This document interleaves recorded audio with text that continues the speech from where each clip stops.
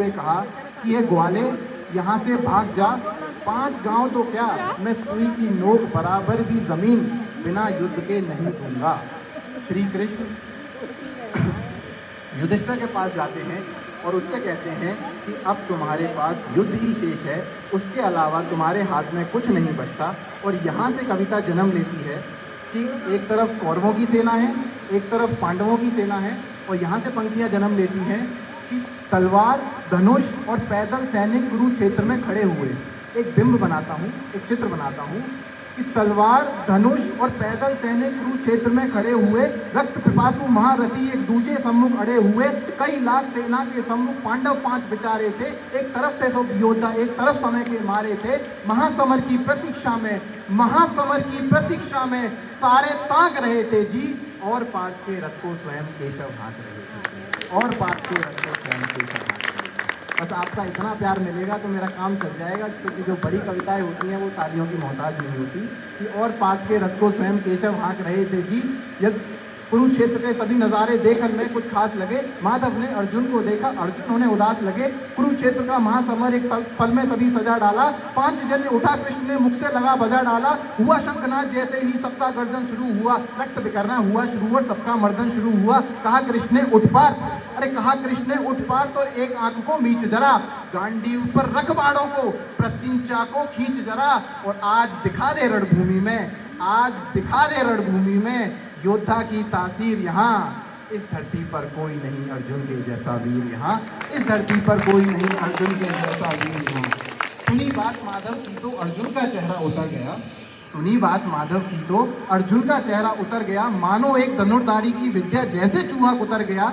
बोले पाठ सुनो काना, ये जितने सम्मुख खड़े हुए हैं इनसे तो सीख सीख कर हम सारे भाई बड़े हुए हैं। इधर खड़े बाबा भीष्म ने मुझको गोद खिलाया है, गुरु द्रोण ने धनुष बाण का सारा ज्ञान सिखाया है, सभी भाई पे प्यार लुटाया कुंती मात हमारी ने, कमी कोई नहीं छोड़ी थी प्रभु माता गांधारी ने। अरे ये जितने सम्मुख खड़े हुए हैं सभी पूजने लायक हैं, माना दुर्योधन दुशासन थोड़े से नालायक हैं। अरे मैं अपराध क्षमा करता हूँ, मैं अपराध क्षमा करता हूँ, बेशक हम ही छोटे हैं, ये जैसे भी हैं आखिर माधव सब ताऊ के बेटे हैं।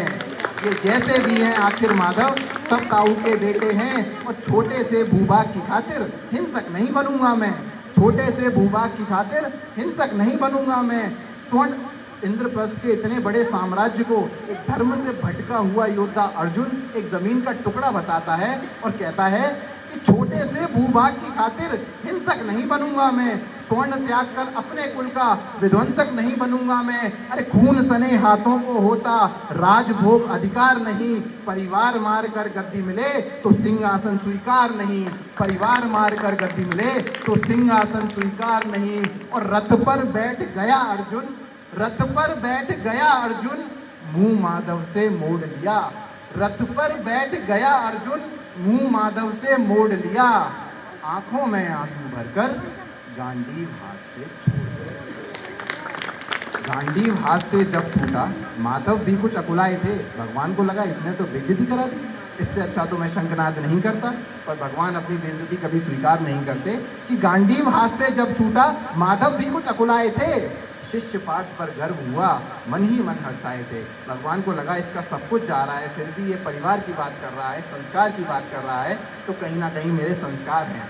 कि गांडीव हाथ से जब छूटा, माधव भी कुछ अकुलाए थे, शिष्य पाठ पर गर्व हुआ, मन ही मन हर्षाए थे। मन में सोच लिया अर्जुन की बुद्धि ना सड़ने दूंगा, समर भूमि में पार्थ को कमजोर नहीं पड़ने दूंगा। धर्म बचाने की खातिर एक नव अभियान शुरू हुआ, उसके बाद जगत गुरु का गीता ज्ञान शुरू हुआ, उसके बाद जगत गुरु का गीता ज्ञान शुरू हुआ। एक नजर में, एक नजर में, एक नजर में, एक नजर में, एक नजर में रणभूमि के कण कण डोल गए माधव। टकटकी बांध कर देखा अर्जुन, एकदम बोल गए माधव, हे पार्थ मुझे पहले बतलाते, मैं संवाद नहीं करता, तुम सारे भाइयों की खातिर कोई विवाद नहीं करता। पांचाली के तन पर लिपटी साड़ी खींच रहे थे जो, दोषी वो भी उतने ही हैं, जबड़ा भींच रहे थे जो। घर की इज्जत तड़प रही, कोई दो टूक नहीं बोले, पौत्र बहू को नग्न देखकर गंगा पुत्र नहीं खोले। तुम कायर बनकर बैठे हो, ये बात बड़ी बेशर्मी है, और संबंध उन्हीं से निभा रहे जो लोग यहाँ अधर्मी है। अरे हे पांडु के पुत्र, अरे हे पांडु के पुत्र, धर्म का कैसा कर्ज उतारा है। शोले होने थे आंखों में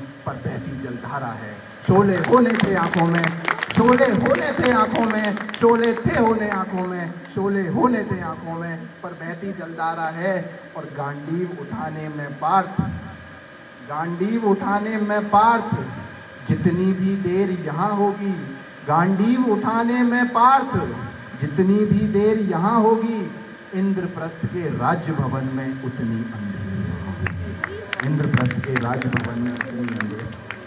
आभार। कविता को समझने वाले लोग बैठे हैं, कम लोग अगर कविता समझने वाले हों तो कभी की सार्थकता होती है कि जितनी जितनी अंधेर वहां होगी।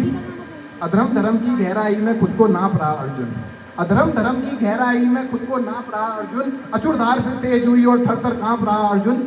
बोला अर्जुन, हे पार्थ मुझे बतलाओ कुल नाशक कैसे बन जाऊं, लाशों पर मैं शासक कैसे बन जाऊं। अरे कैसे उठेंगे कर उन पर जो मेरे कर पर अधर लगाते हैं, कर का मतलब होता है हाथ, अधर का मतलब होता है होठ। अरे जो मेरे हाथों को चूमते हैं उन पर हाथ कैसे उठाऊं, कि कैसे उठेंगे कर उन पर, कैसे उठेंगे कर उन पर जो कर पर अधर लगाते हैं। करने को जिनका स्वागत ये कर भी स्वयं जुड़ जाते हैं, इन्हीं करों ने बाल काल में सबके पैर दबाए हैं, इन्हीं करों को पकड़ करों में पितामह मुस्काए हैं। अरे अपने बाणों की नोक जो इनकी ओर करूंगा मैं, केशव मुझको मृत्यु दे दो उससे पूर्व मरूंगा मैं, केशव मुझको मृत्यु दे दो उससे पूर्व मरूंगा मैं। और बाद युद्ध के मुझे न कुछ भी पास दिखाई देता है, माधव इस रणभूमि में बस नाश दिखाई देता है, माधव इस रणभूमि में बस नाश दिखाई देता है। बात बड़ी भावुक थी किंतु जगत गुरु मुस्कुराते थे और ज्ञान की गंगा निरंतर चक्रधारी बरसाते थे। हे पार्थ यहाँ कुछ मत सोचो, बस कर्म में ध्यान लगाओ तुम, बाद युद्ध के क्या होगा ये मत अनुमान लगाओ तुम। इस दुनिया के रक्तपात में कोई तेरे साथ नहीं, निज जीवन का करे फैसला नर के बस की बात नहीं। तुम ना जीवन देने वाले नहीं मारने वाले हो, न जीत तुम्हारे हाथों में तुम नहीं हारने वाले हो। ये जीवन दीपक की भांति यूं ही जलता रहता है, पवन वेग से बुझ जाता है वरना जलता रहता है। अरे मानव वश में शेष नहीं कुछ, मानव वश में शेष नहीं कुछ, फिर भी मानव डरता है। अरे वो मरकर भी अमर हुआ जो धर्म की खातिर मरता है, जो वो मरकर भी अमर हुआ जो धर्म की खातिर होता है। और ना सत्ता सुख से होता है ना सम्मानों से होता है। गीता में श्री कृष्ण अर्जुन को बताना क्या चाह रहे हैं कि ना सत्ता सुख से होता है ना सम्मानों से होता है, जीवन का सार सफल केवल बस बलिदानों से होता है, जीवन का सार सफल केवल बस बलिदानों से होता है। और देहदान, देहदान योद्धा ही करते हैं, देहदान योद्धा ही करते हैं, ना कोई दूजा आता है। अरे रणभूमि में वीर मरे तो शव भी पूजा जाता है, रणभूमि में वीर मरे तो शव भी पूजा जाता है। और योद्धा की प्रवृत्ति जैसे खोटे शस्त्र बदलती है, योद्धा की प्रवृत्ति जैसे खोटे शस्त्र बदलती है, वैसे मानव की दिव्य आत्मा दैहिक वस्त्र बदलती है, वैसे मानव की दिव्य आत्मा दैहिक वस्त्र बदलती है। उसके बाद पाठ बोलता है कि ये मान और सम्मान बताओ, जीवन के अपमान बताओ, मान और सम्मान बताओ, जीवन के अपमान बताओ, जीवन मृत्यु क्या है माधव रण में जीवन दान बताओ। काम क्रोध की बात कही तो मुझको उत्तम काम बताओ। अरे खुद को ईश्वर कहते हो तो जल्दी अपना नाम बताओ, खुद को ईश्वर कहते हो तो जल्दी अपना नाम बताओ। इतना सुनते ही माधव का धीरज पूरा डोल गया और तीनों लोगों का स्वामी फिर बेहद गुस्से में बोल गया कि कान खोलकर सुनो पार्थ, कान खोलकर सुनो पार्थ, मैं ही त्रेता का राम हूँ, कान खोलकर सुनो पार्थ, मैं ही त्रेता का राम हूँ। कृष्ण मुझे सब कहते हैं, मैं द्वापर का घनश्याम हूँ, रूप कभी नारी का रखकर मैं ही केश बदलता हूँ, धर्म बचाने की खातिर मैं अनगिन वेश बदलता हूँ। विष्णु जी का दशम रूप में परशुराम मत वाला हूँ, नाग कालिया के फन पे मैं मर्दन करने वाला हूँ। बाकासुर और महिषासुर को मैंने जिंदा गाड़ दिया, बाकासुर और महिषासुर को मैंने जिंदा गाड़ दिया। नरसिंह बनकर धर्म की खातिर हिरण्यकश्यप फाड़ दिया और रथ नहीं तनिक भी चलता है। जब मैं गीता का 10वां अध्याय पढ़ रहा था तो गीता के 10वें अध्याय पर पूरी दुनिया का मैनेजमेंट श्री कृष्ण ने सिर्फ 2 लाइन में समेटा कि रथ नहीं तनिक भी चलता है, केवल मैं ही आगे बढ़ता हूँ। गांडीव हाथ में तेरे है, रणभूमि में मैं लड़ता हूँ, गांडीव हाथ में तेरे है पर रणभूमि में मैं लड़ता हूँ। जैसे ही मेरे माधव का कद थोड़ा सा बड़ा हुआ, सहमा सहमा सा था अर्जुन एकदम रस्ते खड़ा हुआ। माँ गीता के ज्ञान का सीधे हृदय पर प्रहार हुआ। मृत्यु के आलिंगन हेतु फिर अर्जुन तैयार हुआ कि जितने यहाँ अधर्मी हैं चुन चुन के सबको सजा दूंगा, इतना रक्त बहाऊंगा कि धरती की प्यास बुझा दूंगा। जिधर बाढ़ चलते पाठ के सब पीछे हट जाते थे, रणभूमि के कोने कोने लाशों से फट जाते थे।